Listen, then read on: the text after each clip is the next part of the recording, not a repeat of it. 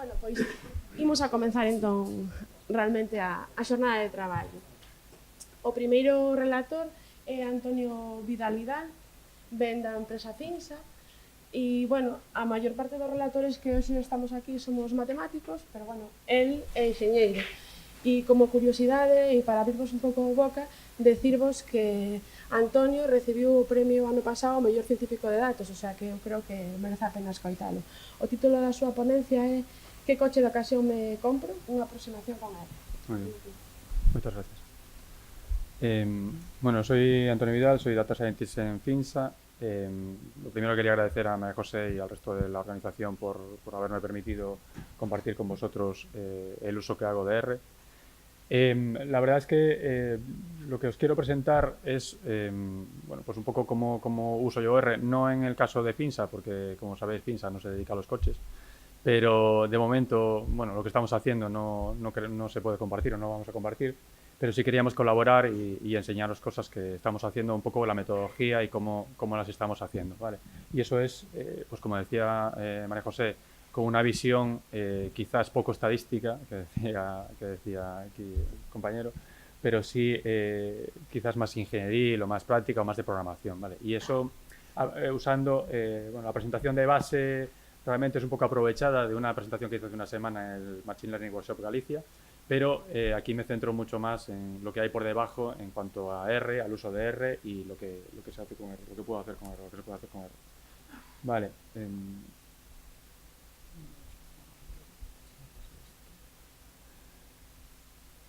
Entonces, bueno, el caso de base es buscar un coche de ocasión. En este caso, bueno, pues realmente es bueno, partiendo de esto, que es lo que te encuentras cuando buscas un coche de ocasión en cualquier portal, es decir, tú tienes un buscador en el que puedes seleccionar un montón de características de un coche de ocasión y en el que tienes que hacer un cierto filtrado para obtener, digamos, un listado de coches. El listado de coches al final que obtienes es esto, que es una página que tienes un listado de coches con pues, una imagen y unas cuantas características, un montón de publicidad, pero que pasando de eso no tienes absolutamente nada más. Entonces, la pregunta es lo que yo me planteo y lo que yo quiero hacer es qué pasa o qué podemos hacer o si podemos hacer algo diferente si realmente tenemos esos datos y empezamos a aplicar pues análisis de esos datos, visualizaciones de esos datos y machine learning para buscar un coche adecuado o el coche que puedas tener la mejor oferta, porque el coche adecuado ya lo has ido seleccionando, es decir, tú has seleccionado o has hecho selecciones de modelo y de algunas características asociadas a pues, tu presupuesto, etcétera, etcétera,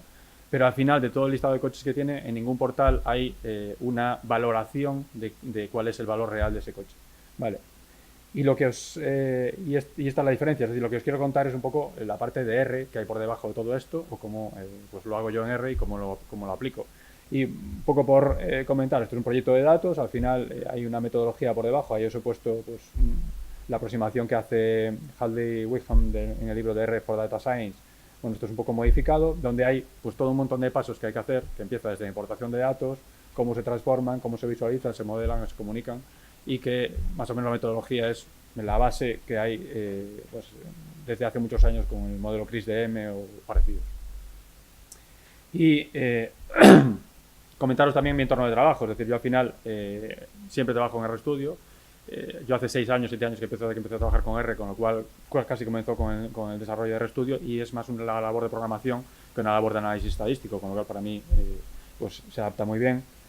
Utilizo Git siempre para control de versiones porque no quiero tener que estar renombrando los ficheros 20 veces para ver cada cosa que hago y mantenerla. Con un control de versiones es muy fácil mantener y tener el histórico de lo que vas usando. Y procuro siempre tener un entorno de desarrollo limpio y sobre todo un entorno de ejecución limpio, que las cosas sean reproducibles. Y ahí hay la parte de pues, reiniciar la sesión de R y tener sesiones de R nueva y hasta el Control-Shift-10 famoso en RStudio. Y sobre todo también, otra cosa es que siempre fijo, al principio de siempre los scripts, pues fijo dónde está mi directorio de trabajo, desde dónde parto del directorio de trabajo, y limpio el entorno, que es una cosa que, por ejemplo, la gente de RStudio no está de acuerdo con el RM del entorno, pero que realmente si tú estás ejecutando scripts y quieres que sean reproducibles, necesitas que siempre partir del mismo punto y utilizar el mismo punto de partida. Vale.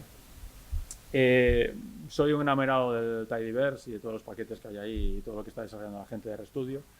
Y simplemente esto lo pongo más que nada por la parte de abajo de los conflictos. Es decir, Una cosa que sí tienes que tener en cuenta cuando trabajas con muchos paquetes, y supongo que lo habéis sufrido y experimentado, y pasa mucho, por ejemplo, con esas dos cosas que están ahí del deplir, que es con el filter y con el select y demás, es que hay que estar desnormalizando, o sea, referenciando las funciones que estás usando a los paquetes, y que es una buena práctica hacerlo siempre que sean, casi con todas las funciones que utilizas de cualquier paquete. Entonces, volviendo a la parte del proyecto, hay que capturar los datos, y la forma de capturar los datos en este caso pues no es ni más ni menos que utilizar RBEST, porque la página es estática y te permite cargarla y trabajar con ella. Eso sí, si lo quieres hacer de una forma, digamos, más productizada, de una forma que te permita trabajar en el tiempo, timeouts, utilizar un user agent para que no te echen después de la primera llamada, utilizar una sesión también para que no te echen después de la primera llamada, un try por si hay cualquier problema que no te falle el script, etcétera, etcétera. Y tirar de CSS. Tiene una herramienta esta gente que es Selector Gadget, que te permite seleccionar lo que puedes, intentar buscar lo que quieres buscar, sino de XPath directamente, para al final obtener pues algo como esto, que es pues todo un listado de todas las características que quieres conseguir, y cada una de ellas referenciada al CSS o al XPath de lo que quieres ir capturando de cada una de las páginas. Y sobre todo, como esto es pues algo que quieres ir evolucionando en el tiempo y que quieres tener datos suficientes y que los datos no están disponibles de otra forma, pues hay que ir programando la captura de estos datos. Y hoy os pongo dos paquetes, por ejemplo, el Task Scheduler de Windows para Windows y el Cron R para Linux, que os ayudan a programar ejecuciones de scripts pues diarias en este caso, es como lo tengo yo, para capturar los datos diariamente y poder obtener y manejar, o sea, obtener los datos con una cierta continuidad. Volviendo al caso de uso, ¿qué tipos de datos tenemos aquí? Y tenemos por una parte datos que varían con el tiempo, es decir, los kilómetros, la antigüedad o el precio de los coches varía con el tiempo, bien sea del propio anuncio o bien sea del coche y sus características, que va pasando el tiempo. Y después hay cosas constantes con respecto al tiempo, es decir, pues la versión, la potencia, combustible, etcétera, etcétera. El siguiente paso, si recordáis, el proceso de antes era explorar esos datos, y aquí os cuento un poco, pues mi evolución a lo largo del tiempo. Es decir, yo he partido en estos 6-7 años y todas las aplicaciones que he ido haciendo, esta es la evolución más o menos que he sufrido, en la que más o menos aplico casi siempre en todos los proyectos. Y parten en la parte de representación de los plots de RBase, pasando a ggplot y pasando ahora sobre todo a herramientas que son interactivas porque te permiten pues ir un poco más allá. Está Plotly, dgraph para series temporales sobre todo. En la parte de cómo representar datos digamos que son más numéricos, empezarías con los típicos prints de pantalla y lo que vas haciendo, pasando al Cable o cualquier otra herramienta que te permite sacar un HTML estático de una tabla, y al Data Table, Date o DT o la que sea, que te permite estar trabajando al mismo tiempo sobre esa tabla de datos que estás representando. En la parte de cómo hacer, digamos, cosas reproducibles y presentarlas, pues tienes los scripts en los que siempre vas sacando imágenes a disco y un montón de cosas, a hacer el caniter de ese script y que esté todo incluido, tengas el código y tengas comentarios y tengas todo lo que vas sacando por pantalla, digamos, o a disco, lo que sea, lo puedes ir incluyendo dentro de ese propio documento y pasarlo a R Markdown ya directamente y hacer los informes finales que siempre tienes que hacerlos directamente desde R. Y en la parte de la descripción de datos, pues pasando del típico summary no sé, pues a mí me gustan mucho, por ejemplo, en HMISC, describe y contents, que te devuelven todo lo que hay dentro de las variables. MLR también tiene algo parecido. Tiene un montón de paquetes que te hacen unas descripciones bastante mejores que las de summary. Y después hay un paquete que lo utilizo normalmente una vez por proyecto, que es el Desk Tools, y es descripción global a saco de todas las herramientas de un dataset, con un montón de gráficas y demás, que por lo menos para explorar te sirve y para obtener, digamos, datos te sirve. ¿Qué más cosas hay en este proyecto? He utilizado TidyTest para lo que es la parte de los modelos, es decir, en las palabras del modelo hay como 10 o 12 palabras del modelo, o 15 o 20, no sé, si son 15 o 20 diferentes creo que son, y se pueden ir sacando características una a una, o puedes hacer una nube de palabras, un back of words de ese modelo, y automáticamente tener una tabla ya con las características por cada uno de los valores que vas teniendo.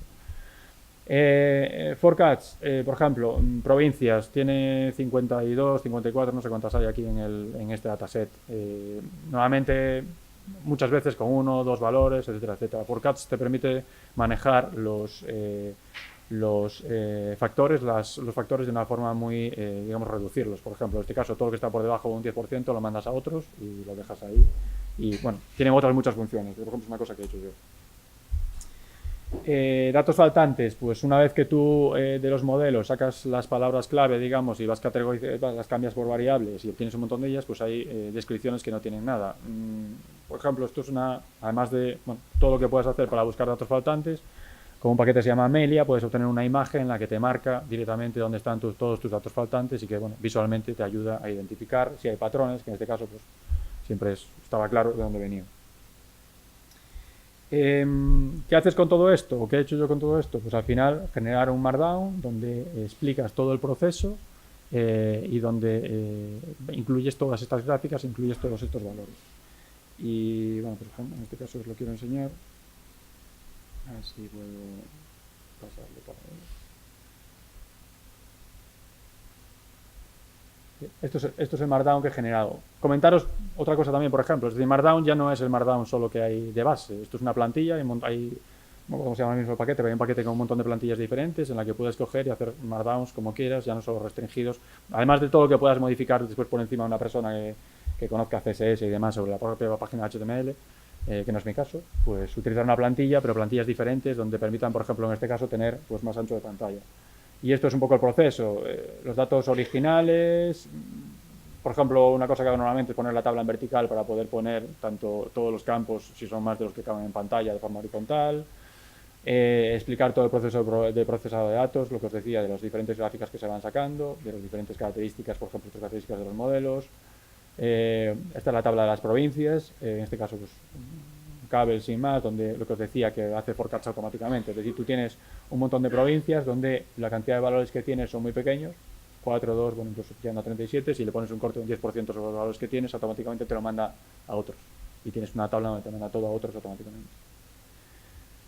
¿Qué más? Bueno, las variables que elimino, cómo quedan los datos una vez procesados, es decir, lo que vas teniendo en esos datos. Ya tienes solo 4 provincias cuando haces un model matrix, los datos faltantes que lo relleno, un gráfico que no sale muy maravilloso, que no me sale ahora mismo de representar esos valores todos, que os lo enseño después de otra forma.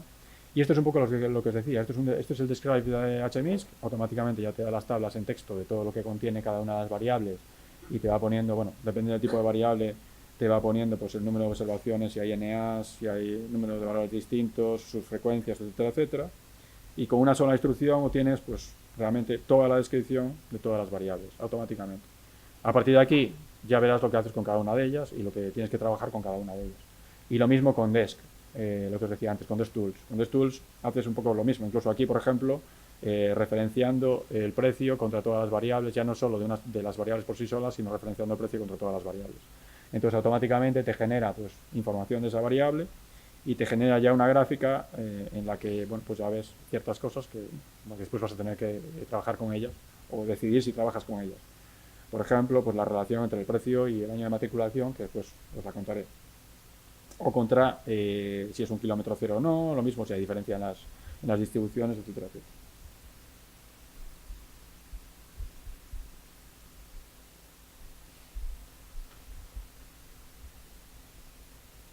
Esto es lo que os comentaba, esta es la gráfica que falta allí, que es, pues es un plotly de los datos frente a los miles de kilómetros en el eje horizontal, con el precio en el eje vertical y bueno, pues información de cada uno de los puntos de lo que es y demás. Y yo creo que es una visualización, desde mi punto de vista personal, que me gusta más ver los datos, para mí es algo que echo de menos en todos estos portales, es decir, que tú de repente en un solo vistazo puedas saber pues cuáles son los coches del 2018, pues en qué rango de precios se manejan o en qué rango de kilómetros están, si son vehículos demos, si son vehículos pues de kilómetro cero, etcétera, etcétera. Lo mismo en cualquier intervalo o rango de años de los que tienes y que te permita saber de un solo vistazo realmente lo que estás visualizando. A partir de ahí, una vez que tienes los datos, pues cuáles son las relaciones entre ellos. Y lo primero, y aquí son relaciones lineales y más, es de alguna forma sacar la depreciación de los coches a lo largo del tiempo. Y aquí solo teniendo en cuenta el año de matriculación y todo el histórico, pues la depreciación es de 2.200 euros Obviamente la línea se adapta más bien poco y de hecho se puede incluso descomponer en dos partes. Los primeros 5 años hay una depreciación mucho mayor, de 4.000 euros, y los siguientes años pues la depreciación es mucho menos, de 1.000 y pico euros. Y a partir de aquí, pues vosotros, y esto casi me da vergüenza decirlo, es decir, o sea, esto es lo más básico que te puedes hacer y a partir de ahí, de hecho, cuando lo presenté hace una semana, pues me venía gente, pero si usas splines, si usas no sé qué, si usas tal, sí, pero la forma más fácil de explicarlo es esto. 15.000 kilómetros por año y una depreciación de 11,6 céntimos por kilómetro para este modelo de coche, ¿vale? El modelo del Tiguan en particular. Y al mismo tiempo pues tienes unos modelos que son realmente, bueno, pues malos, pero pues tienes un mape en torno, pero bueno, te da una idea de que puedes llegar a un mape de un 16 ya solo con rectas y solo teniendo en cuenta los kilómetros recorridos por un coche y la antigüedad de ese coche.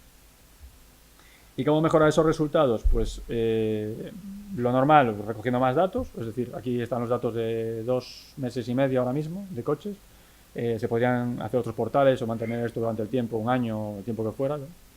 Hace 3 o 4 años que empecé a recoger datos de coches de otros modelos en otras épocas, de otras necesidades personales parecidas. Y en aquel momento estuve como 6 meses, los modelos ya solo con kilómetros y antigüedad mejoraban bastante. Y otra cosa que ponía aquí, perdón, es la de, bueno, utilizando más variables, utilizando algoritmos más complejos. Para modelar rápido, yo suelo usar Caret. Ahora creo que, bueno, ya están solo en mantenimiento, ya poco lo están mejorando y hay otro que se llama MLR que también está bastante bien, es un wrapper y que te permite trabajar muy rápidamente con los datos. Desde buscar las varianzas bastante cero, buscar los combos lineales, hacer preprocesado rápido, paralización. Es muy fácil paralizar, te hace correlación cruzada y la búsqueda de hiperparámetros, tiene funciones de evaluación. Es un paquete que realmente te permite trabajar muy rápido en este sentido. Para modelar, además, bueno, bonito y barato, yo uso H2O. No es R, precisamente, pero sí tiene una interfaz y una librería de R muy buena, porque lo hacen ellos nativamente. Es una herramienta de Java, pero que tiene los algoritmos muy bien implementados, que se paralizan de forma nativa a todos los cores de tu máquina en un clúster o incluso con aceleración GPU. Y después tiene, los algoritmos que tiene son GLM, Random Forest, JVM, o sea, bueno, XGBoost incluso, o sea, tiene bastantes algoritmos. Variación cruzada, tiene incluso un modo de AutoML, que le llaman, que es, tú pones a funcionar el H2O durante 1 hora, 2 horas, el tiempo que quieras, le pones un tiempo máximo y se dedica a probar algoritmos durante todo ese tiempo y al final hace un ensemble y te devuelve cuál es el mejor de todos ellos. Y tiene incluso herramientas de exploración de resultados, como pueden ser un Partial Dependency Plot o las propias librerías, las propias medidas típicas. Por ejemplo, a la izquierda está la parte de importancia de las variables, a la derecha un Partial Dependency Plot de los miles de kilómetros contra el precio, para que los genere la propia herramienta ya automáticamente. Tiene una interfaz gráfica también, si se queréis conectar por navegador, etcétera, etcétera. Con respecto a los coches, pues puedes bajar el mape. Si empiezas a incluir polinomios de los kilómetros y la matriculación, pues lo bajas en torno a un 13, 11, depende un poco del algoritmo. Si empiezas a meter todas las variables, pues un modelo lineal ahí se quedaría en un 9%, pero con cualquier otro modelo es fácil estar en torno a un 7, un 8%, 7%, 6%, cuando tengas más datos, incluso un 5% de error sobre los valores de los precios de los coches, que eso es en torno pues, a un 2.000 y pocos euros, 2.500 euros así de posible error de los coches. Importancia de las variables de antigüedad, de kilómetros, etcétera, etcétera. Y una vez que tienes un modelo que te predice los precios, ¿a dónde vas? Pues vas a ver o puedes ver cuáles son las mejores ofertas entre todos los coches que están a la venta. Es decir, tú tienes los precios, si comparas los precios de los coches estimados, están en el eje X con el eje Y, el precio al que están publicados, todo lo que está por debajo de esa línea horizontal son coches que están publicados por debajo del precio que tú calculas que debería ser su precio objetivo, ¿vale? Y que por lo tanto, con esos errores que tenías, son susceptibles de ser unas ofertas muy interesantes de comprar. Y no solo esa valoración de los coches que haces, y que ahora mismo es muy difícil encontrar, o tienes que ir uno a uno si quieres a diferentes portales, a diferentes sitios para obtener una valoración, sino que puedes hacer escenarios. Y el escenario, por ejemplo, que planteo aquí es un escenario de 50.000 kilómetros en 2 años, y haciendo la misma comparación, pues ya ves que, por ejemplo, todos los coches de 2018, que aunque eran buena oferta y eran interesantes porque su precio estaba por debajo de su precio, digamos, de valoración, Una vez que pasan 2 años de 50.000 kilómetros, como la depreciación es muy grande en los coches nuevos, pues ya dejan de tener, pues digamos, ese precio más interesante. Lo que he hecho con todo esto, pues convertirlo en una aplicación. Y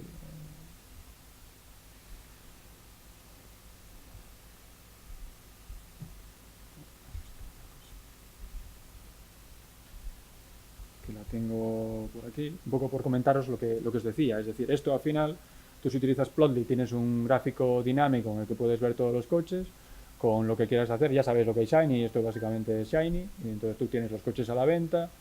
En cualquier coche que pulses puedes obtener desde Plotly qué es lo que estás referenciando, puedes obtener los valores y poner el enlace, lo que quieras. Incluso pues conectarle, por ejemplo, una data table en la que, por ejemplo, pues marques automáticamente y filtres cuáles son los coches en una determinada provincia, por ejemplo. Es decir, o sea, esto no es nada más que una aplicación de Shiny, pero juntando un poco todo lo que os he comentado. Lo mismo para ver la estimación. Tú tienes la estimación, digamos, inicial con el modelo en su tabla abajo y puedes seleccionar pues, un determinado rango de valores de cuáles son los coches que cumplen con esas características. Es decir, por ejemplo, todo lo que tenga pues, una diferencia de precios de más de 3.000 euros, por ejemplo. Y tendrías esos valores. Y lo mismo con los escenarios. Un escenario, lo que os decía aquí, por ejemplo, 2 años y los otros son 30.000, pero si ponemos 25.000 kilómetros, que sería escenario, pues sale el mismo gráfico que estaba ya presentado, pero de una forma que tú lo puedes explorar e ir viendo pues realmente qué coches son los que dices, oye, pues este coche me interesa, no me interesa, o etcétera, etcétera,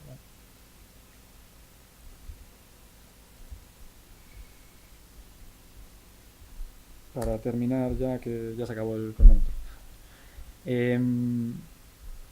Básicamente esto es el proceso todo completo que os he comentado, os he ido comentando la parte de R de lo que he usado en cada uno de los apartados, y básicamente es una aplicación o una aplicación de R a, digamos, un entorno de programación y obtener pues esa mejor oferta dentro, tanto directamente como en un escenario de un coche. Pues una cosa que os quería comentar, yo hago uso intensivo de paquetes, pero bueno, un poco por hacer una pregunta, ¿cuántos paquetes creéis que aparecen al final, que se han usado entre todas las dependencias internas de los paquetes y demás que hay en este caso? ¿Menos de 50, entre 50 y 100? ¿Menos de 50 alguien? ¿Entre 50 y 100? ¿Y más de 100? No participáis. Pues son en torno a 150 entre todos los scripts. Entonces una cosa que os comento, yo estoy empezando a usar también, es una aplicación que saca la gente de RStudio que se llama PackRat, que es encapsular el entorno en el que desarrollas para poder llevártelo a otro entorno y poder usarlo, ¿no? Y esto es un poco, bueno, pues herramientas básicas de las que voy usando en cada uno de los elementos del modelo. Muchas gracias.